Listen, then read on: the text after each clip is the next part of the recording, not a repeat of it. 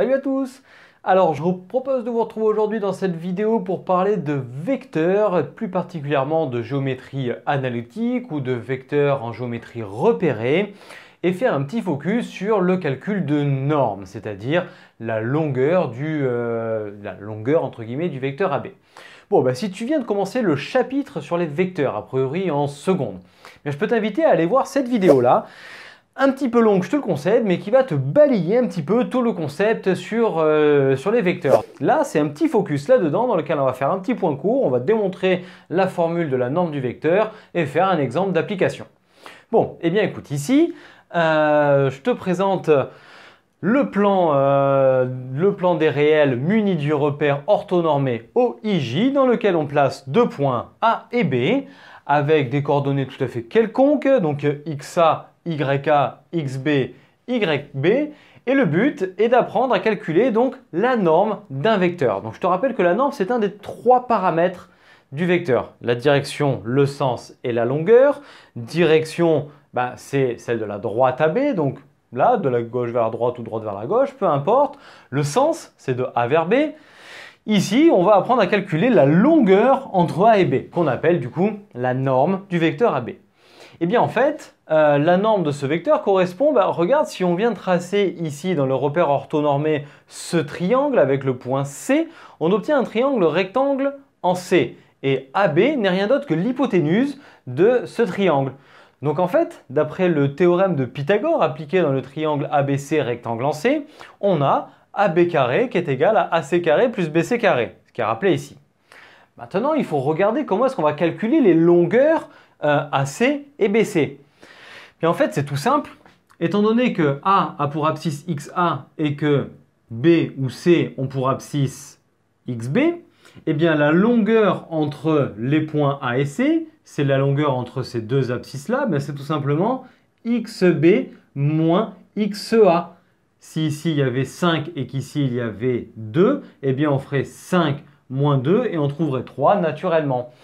Donc la longueur AC vaut XB moins XA. Et de la même façon, la longueur BC, c'est-à-dire la distance entre les ordonnées des points B et des points A, vaut YB moins YA, ce qui est marqué donc ici.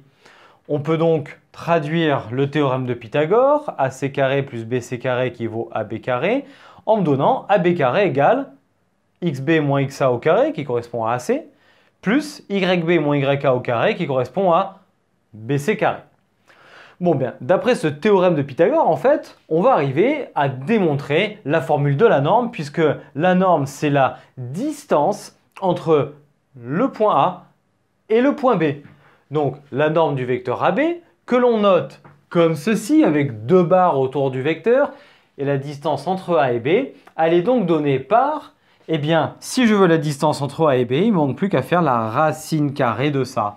Donc, la racine carrée de XB moins XA au carré plus YB moins YA au carré, ce n'est rien d'autre qu'un théorème de Pythagore en fait. Donc, quelque chose que tu maîtrises a priori plutôt bien. Bon, si notre vecteur était dans un exercice où on avait déjà déterminé ses coordonnées, on les connaît puisqu'on a fait déjà, tu remarques ici XB moins XA, YB moins YA qui sont les coordonnées du vecteur AB en fait. Donc, on a déjà calculé ses coordonnées. On dit que U a pour coordonnées x, y, dans ce cas, la norme du vecteur U, c'est rien d'autre que racine de x carré plus y carré, les nombres que tu aurais trouvés avant dans ton exercice.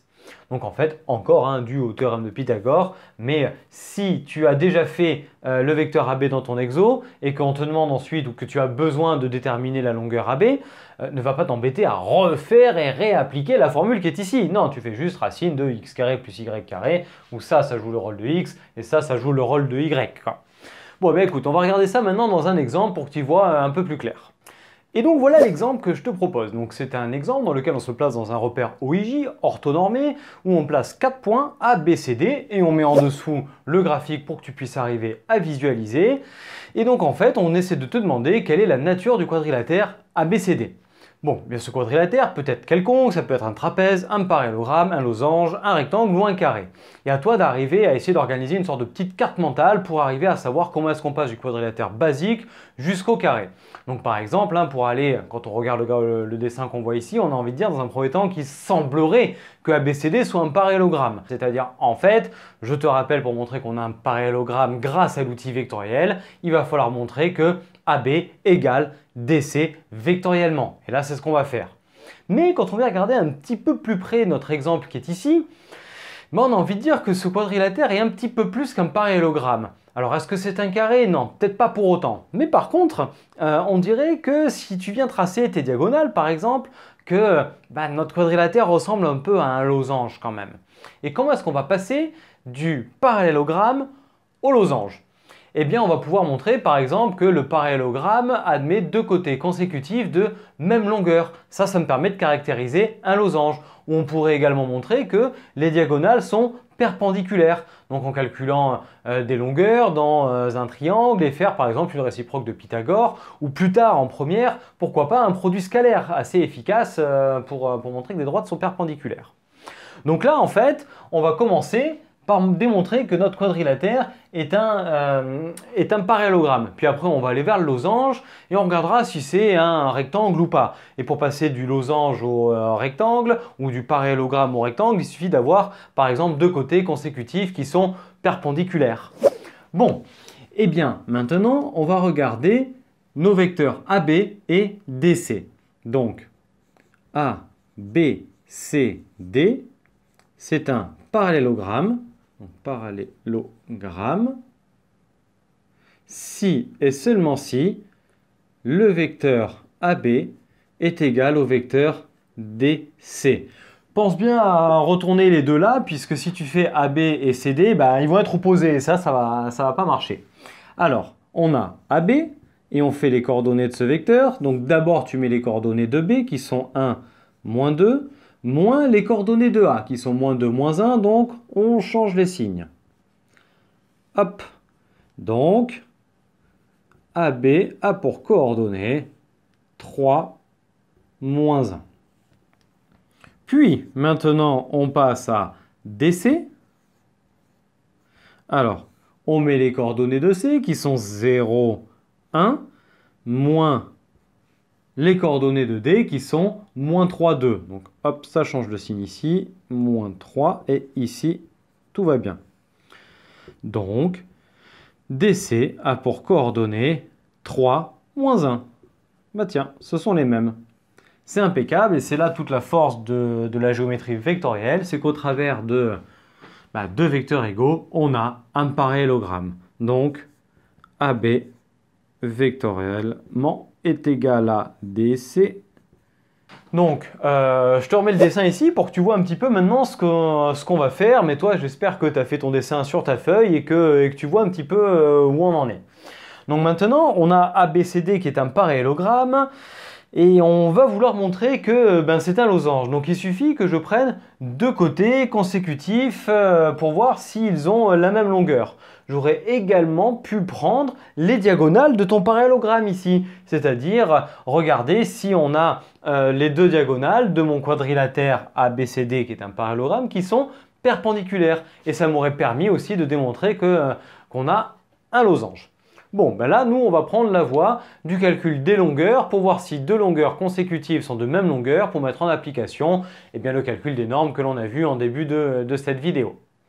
Donc du coup, moi, ce que je te propose, c'est de venir regarder donc, deux longueurs consécutives sur ce quadrilatère, sur ce parallélogramme, qui vont être les longueurs AB et CB. Alors, d'une part, on a AB. AB, ce sont des données que l'on a, qui sont 3 et moins 1. Donc 3, moins 1. Inutile de venir le recalculer. On peut donc directement donner la norme, c'est-à-dire la longueur AB, qui est égale à racine de 3 au carré, plus moins 1 au carré, ce qui fait 9 et 1, 10, donc racine de 10. Puis, CB. Alors, CB, cette fois-ci, on va prendre la formule qu'on a vue tout à l'heure sur le calcul de la norme. On va prendre les coordonnées donc, de B moins les coordonnées de C 1 moins 0 au carré, plus moins 2 moins 1 au carré. Hop. Ce qui donne moins 3 au carré, 9, et 1, 10. Allez, on a bien la même chose. Ainsi, AB égale CB. On a donc un parallélogramme qui a deux côtés consécutifs de même longueur. C'est donc un losange. Donc maintenant, nous allons vérifier si ce quadrilatère est un rectangle. Donc en fait, par exemple, si ces diagonales sont de même longueur, car un parallélogramme qui a ces diagonales de même longueur est un rectangle. Bon, et bien ici, les diagonales de notre quadrilatère ABCD, donc regarde, je te mets ici le dessin, comme ça tu peux voir lesquels ce sont et te lancer dans le calcul. Donc nous, on se dit qu'on va calculer les longueurs AC et BD. Alors, que vaut AC et que vaut BD? Est-ce que les diagonales sont de même longueur? Donc AC, on n'a pas, BD, on n'a pas. Faisons les calculs soit des vecteurs puis ensuite des normes ou soit directement des normes. Allez, je propose de passer par les vecteurs. Alors, on a AC. Hop. Les coordonnées qui sont 0, donc 2, et pour les ordonnées 1, moins 1, 2. Et BD, dont les coordonnées sont d'abord D, donc moins 3, moins 1, moins 4, puis pour les ordonnées 2, moins 2, 4.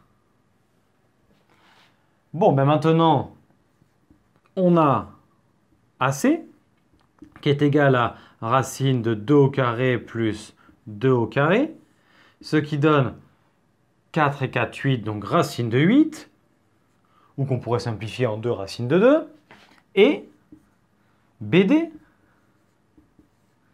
qui est égal à racine de moins 4 au carré plus 4 au carré, ce qui fait racine de 32, qu'on pourrait également simplifier avec 4 racines de 2. Donc là, hop, on dit que c'est différent, donc A, B, C, D n'est pas un rectangle. En conclusion, on pouvait s'arrêter là dans la conclusion, c'est-à-dire que ABCD est un simple losange. On est venu faire cette dernière étape pour exclure le fait qu'on n'avait pas plus que ça. Eh bien écoute, j'espère que cette vidéo t'a plu, je te remercie de l'avoir suivi jusqu'au bout et qu'elle t'a permis d'y voir un petit peu plus clair sur la notion de norme d'un vecteur, c'est-à-dire la distance entre deux points A et B qui me forment le vecteur AB. On a vu ensuite la partie donc exercice et je t'invite à refaire l'exercice qu'il y a là-dedans puis faire les autres qui sont fournis par ton professeur pour t'entraîner là-dessus. Donc je te remercie d'avoir suivi jusqu'ici et si tout ce qu'on a dit t'a plu, eh bien je t'invite à lâcher le petit pouce vers le haut, à la partager auprès de tes amis et à la commenter. Puis à venir t'abonner à la chaîne en activant la cloche pour avoir les notifications des vidéos à venir, puis à venir nous rejoindre sur internet, sur nos réseaux sociaux Facebook et Instagram. Et d'ici à la prochaine vidéo, je te souhaite une très belle journée et je te dis à très bientôt. Allez, ciao à tous!